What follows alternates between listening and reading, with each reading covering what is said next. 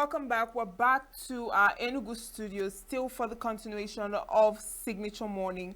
Now, as we are grappling the issue of insecurity and kidnappings and killings in the country, it is very important that we have conversations around this. And joining us via Zoom this morning, we have Comrade Usman Mohammed-Signature. He's the National Chairman, Grassroots Advocacy for Peace and Good Governance, and he's also a member, World Human Rights and Peace Commission of the United Nations.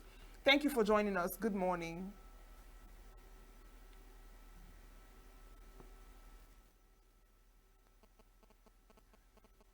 All right, now, first of all, looking at the security situation in the country with the high rate of kidnappings and killings that we've had so far, how would you describe or characterize, the current landscape of insecurity, and what exactly is the primary issue at hand?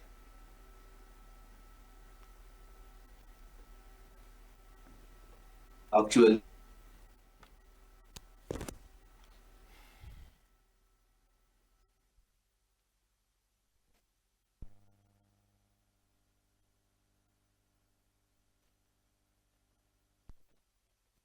All right, it seems that we have some issues with Comrade Anache. Please, can you unmute your microphone so we can hear you?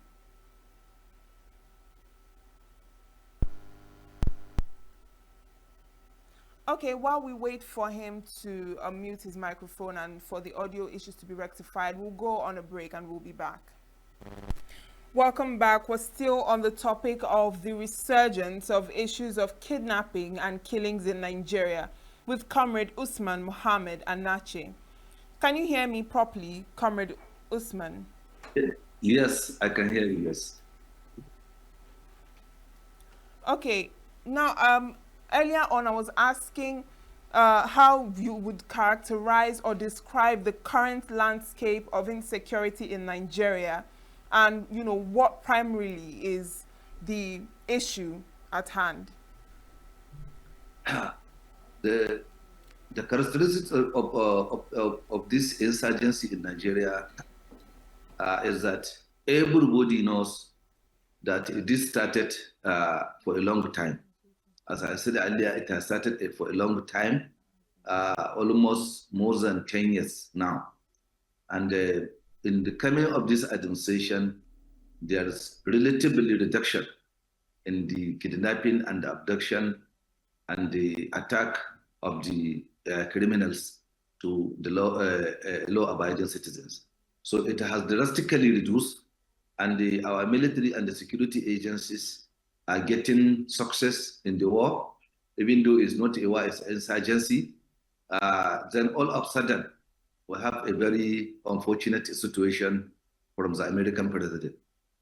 This situation, to my own understanding, is what gave these hoodlums and the miscreants another courage to start renewing some of the activities they are doing today. And we have seen what happens in Kebbi State. We extend our condolence to the sympathy to the Kebbi State Governor, Comrade Dr. Nasir Idris Kaurangwandu, and the President of the Federal Republic of Nigeria, President Aswaji Bola Ahmed Tinubu. You see, when they come into the power, actually, we have seen a serious reduction, serious development, serious achievement made in this sector. Only that we know these criminals doesn't want us or doesn't want to end these issues. So the areas in the Kebbi South before were not accessible. They were being accessible during this administration. Within these 2 years, most of the all the villages that are in the IDP camps have returned to their villages. But all of a sudden, they have started bringing this issue now just to justify the American allegation against Nigeria. Because let me be clear here. Any country in the world that the leaders want to make sure that the countries stand on their feet, the countries stand independent on their own, they are bound to face these challenges. And Alhamdulillah, this administration was trying to make Nigeria to understand that, yes, they are Nigerians. They're trying to make Nigeria cleared. They try to make Nigeria develop in all terms, and they try to make Nigerians to feel at home and work to develop their nation. So that is why you are seeing all those problems that are coming from international and the internal issues that are now trying to divert the attention of our leaders to something that is not better for the country, because some enemies of the progress are already there. So they are trying to justify their own their own intention of not having a peaceful Nigeria. But inshallah, they are going to be defeated by grace of God. Now, do you think it's strictly an issue of security, not having, their own security structures? Or would you say that it's also a wider problem, probably about profit or, weak governance or something of the sort? Or are you just, primarily focusing on security? You see, the problem of insecurity in Nigeria is in different dimensions. We have some that align their own illegal activities, they align with religion, like Boko Haram in the northeast, like ISWAPs, like the Ansaru, and some of them. They are trying to align their own criminal activities by getting the members of their sect, anybody who is not a member of their sect is either not a good Muslim or is bound to be killed. So this one is ideological problems. There are some that are being aligned with the economic activities. People like places like bandits, kidnappers in the northwest and the north central, they are trying to make some end meets and they're trying to get some financial benefits and some on the natural resources benefits. Because there was even a time when a bandit leveled against a village in Zamfara state that they have to bring some bars of gold for him before he can make the area secured. So those ones are purely economical. And there are some of them who are just agents of destruction without even focus. Just like this recent kidnappers.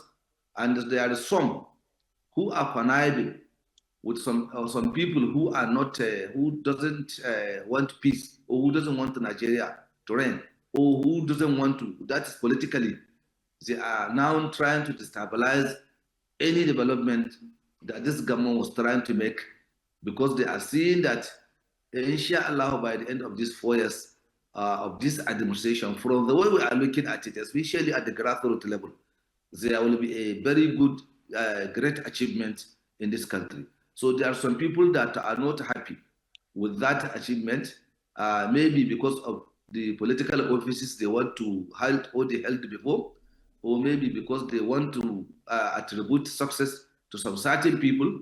For example, the governor in Kebbi State, the president, they don't want to say it is during their time that this sanity has been achieved, because they have ruled before and they have failed, they have so many mistakes.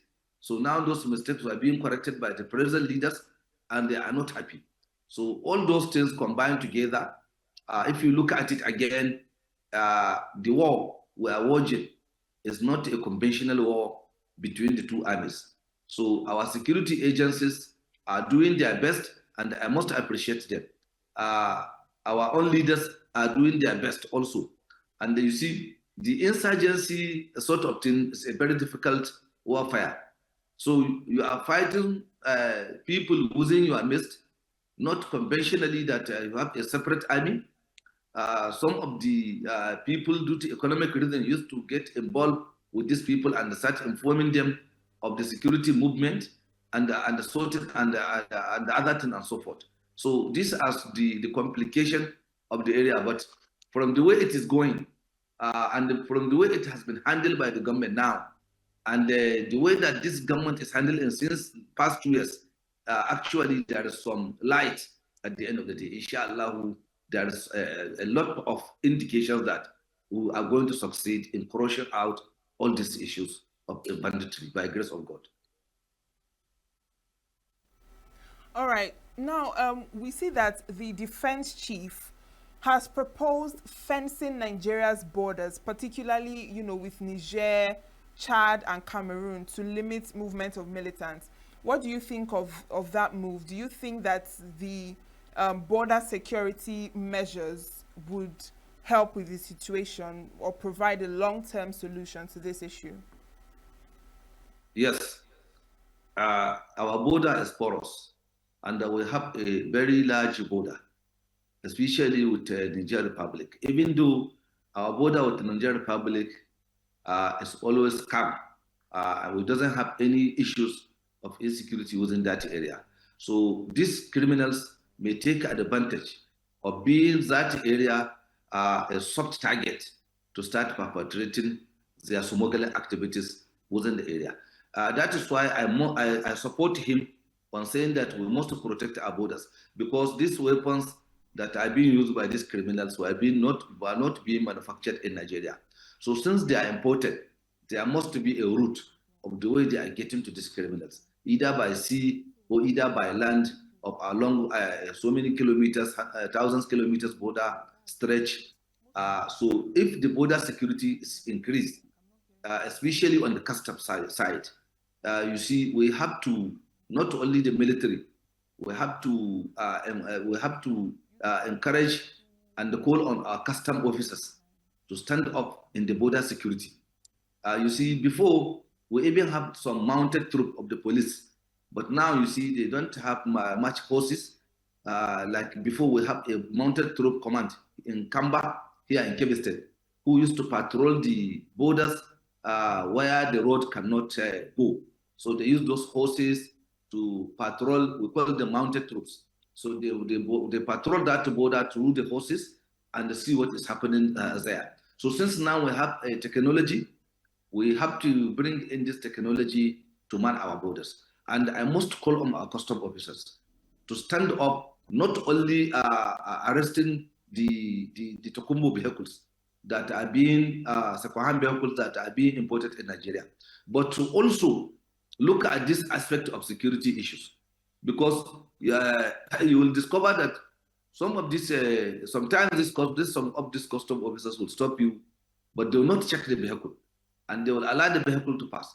You see, what comes through the port mostly has a multiple checks at the port. So in the port, it is very difficult for somebody to come out a container or any consignment that cannot be checked.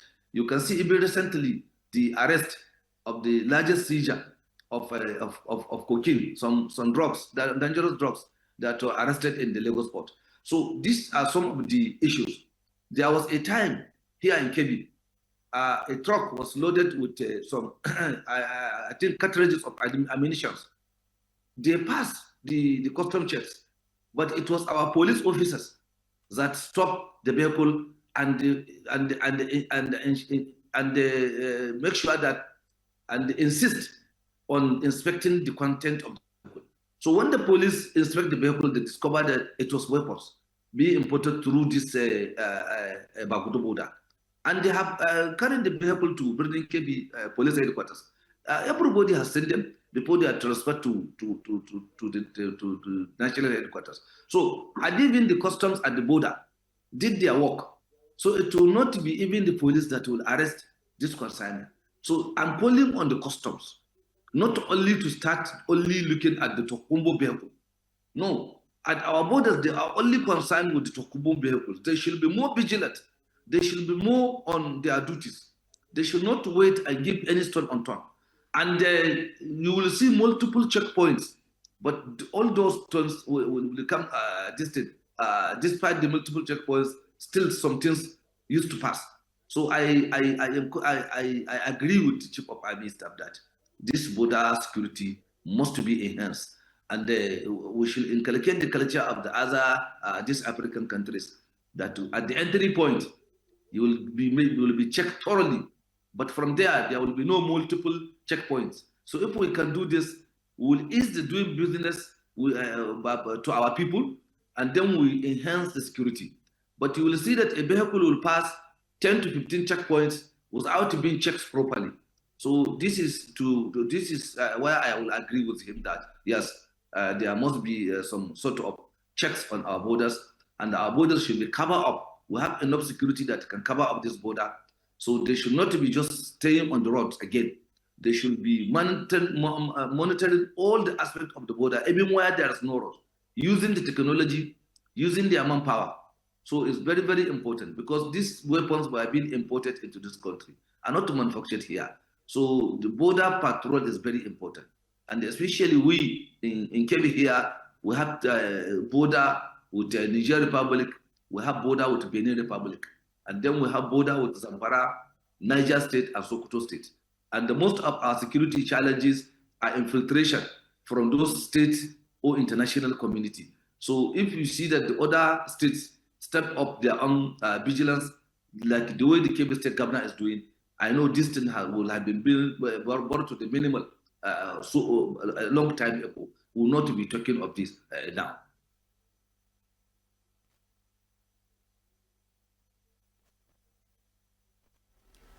Now, looking at the attacks and the kidnappings that have happened so far, Kebbi State, Niger, Kwara, and just this morning on the headlines, we also see that Borno is affected as well.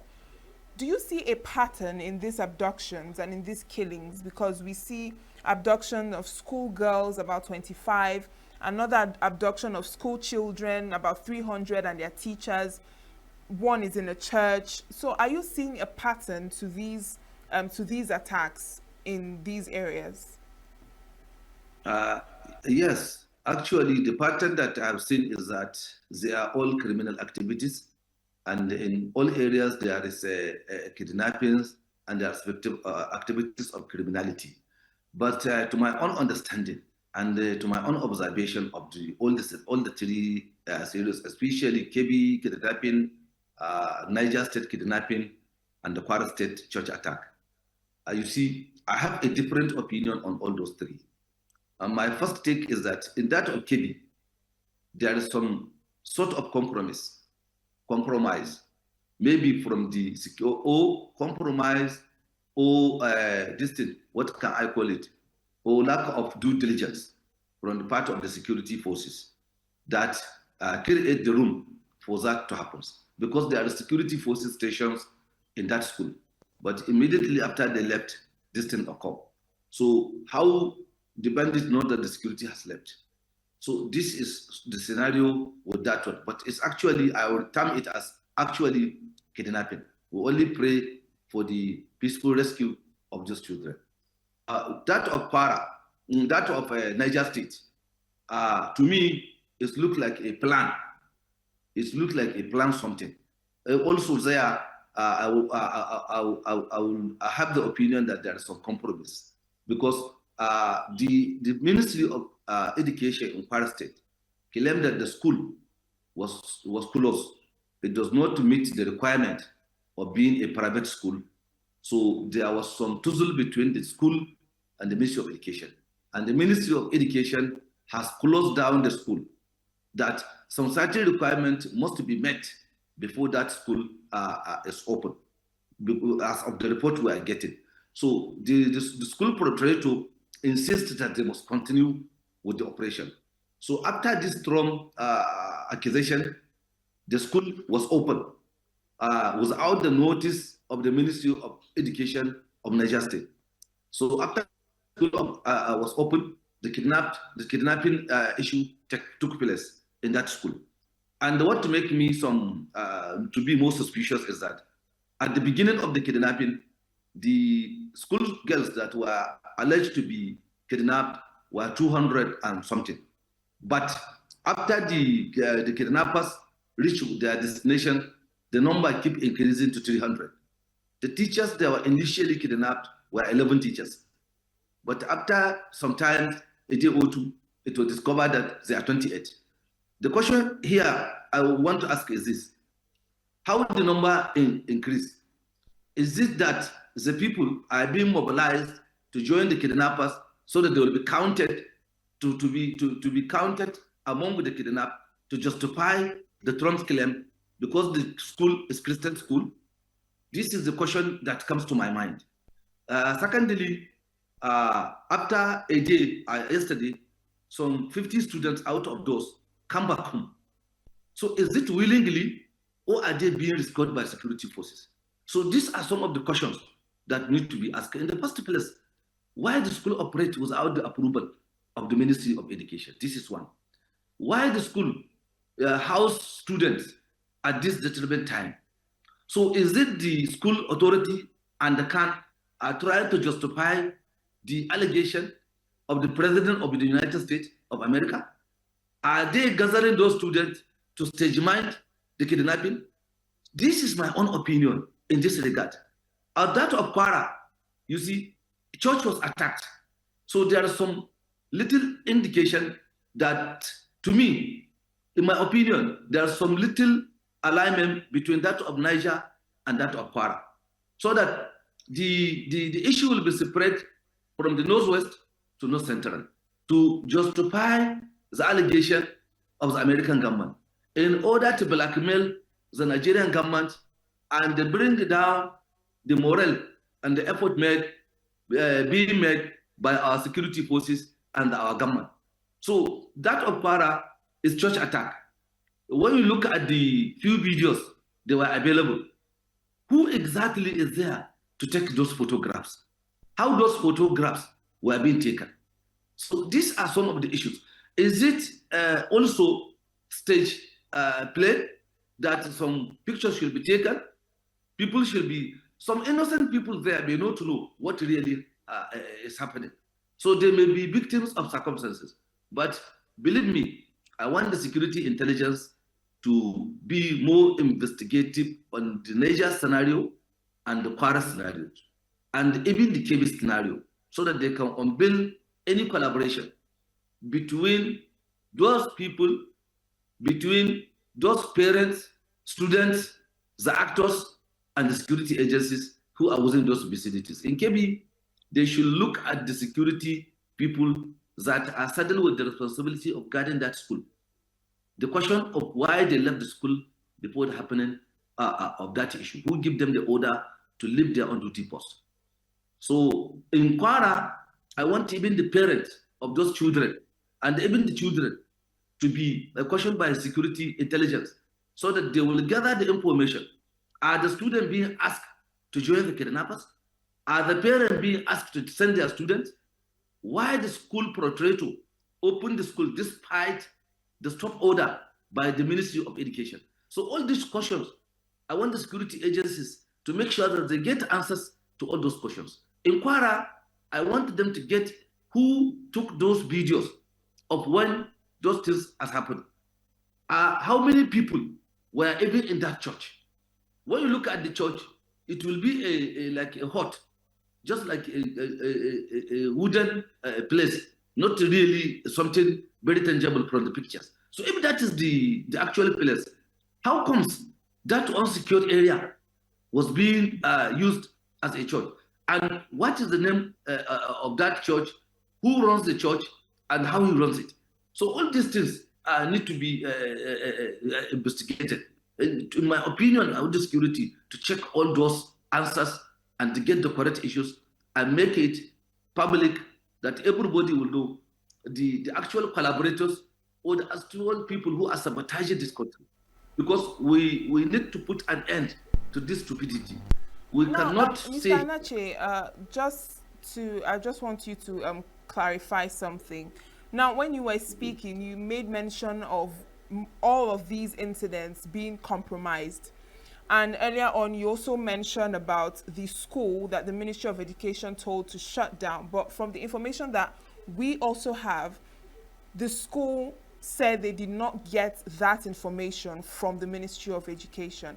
However, I want to just ask you, are you saying that the victims of these attacks, like those who were in the church and those who went to school and parents who dropped their children off in school, are you saying that they are complicit or accomplices of these abductions or of these kidnappings and killings in these various areas? I just want to know exactly where you're coming from. I'm suspecting that of Kwara, of Niger State, to be that. So it is only the investigation that will reveal the truth. But I'm actually suspecting, in my opinion, I'm suspecting that something has happened in Niger State. Because the information from before is this, that the school was not allowed to operate. How comes the children were being sent to that school? And although the school is a boarding school, why the students should be sent to a boarding school that was being stopped by the Niger State government? So this is very the question that I want the security agencies to get from the proprietor of the school and that of the parents, and even interview the student, because the student may not lie, they may say the truth. So let us be sincere in anything we are doing. Let us just not castigate. Look, if we are castigating the government, if we are castigating our people, if we are castigating our country, we are the people at the receiving end. So I don't see anything that because of one thing or the other, or financial thing, that you start sabotaging your own country. Then if the investigation reveals that it's not the issue, fine. But to my own understanding, I'm suspecting that something fishy, as you're asking me, is going on there. So I'm calling on the security intelligence to make sure that they check all those things so that they can unveil the truth and let us know what really happens and what really transfers. You know, investigation is just like a snake moving.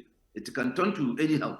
But I'm telling you vividly that, to me, I observe there's some lack of some compromises in those scenarios, which needs to be investigated more. And I'm happy that the Mr. President even canceled his trip to G20 to stay at home and do it. I'm happy that the Chief of Army Staff was in Kebbi immediately after the incidents. I'm happy the Kebbi State Governor suspended all his official assignments and come back to Kebbi to address those issues, and he's right in Maga that night. So I'm very happy with this. I'm happy with the President dispatching the Minister of Defense to stay in Kebbi until the rescue of those children. I'm happy with the President of sending the Vice President to Kebbi State to come and condole the Kebbi State government and the people of Kebbi State. So I want to appreciate that our leaders are doing their best. So let us cooperate with them and stop the criminality. Let us cooperate with our leaders and see that we have a good Nigeria. Yes, we have no country like Nigeria. So I support them and I want our people to cooperate with them. All right, thank you so much, Comrade Usman Anache, for joining us this morning. I mean, looking at the security situation in the country, this is something that we have to continue talking about as we hope for a safer country for all of us. But it's a pleasure having you join us this morning. Thank you very much. Thank you. Thank you so much for being a part of our program this morning. Thank you for joining Signature Morning. Remember, you can be a part of our conversations by following our social media handles and, leaving your comments and your opinions on this subject matters. I am Uchenna Chimdi Olwoha. Coming up next is Global News.